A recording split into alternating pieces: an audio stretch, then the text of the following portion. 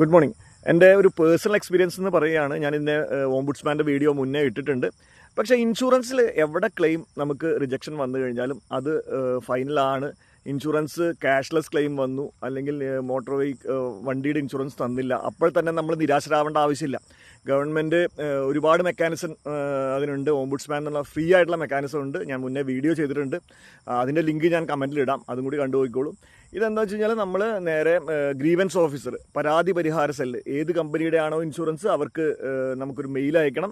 നമ്മുടെ ഇങ്ങനെ health insurance ആണെങ്കിൽ നമ്മൾക്ക് ക്യാഷ്ലെസ് കഴിഞ്ഞു, റീഇംബേഴ്സ്മെൻറ്റും കൂടി കഴിഞ്ഞു, റീഇംബേഴ്സ്മെൻറ്റും കൂടി റിജക്റ്റ് ആയാൽ നമുക്ക് ഓംബുഡ്സ്മാനിൽ ഗ്രീവൻസ് ഓഫീസർ, അതാത് കമ്പനിക്ക് ഓരോ പരാതി പരിഹാര ഓഫീസർ ഉണ്ടാവും. ആ ഓഫീസർക്ക് മെയിൽ അയക്കാം.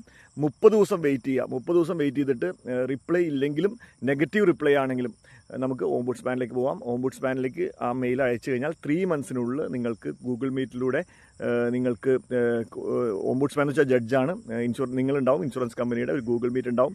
നിങ്ങൾക്ക് ജെനുവിനായിട്ടുള്ള ഒരു പരിഹാരം ഉണ്ടാവും.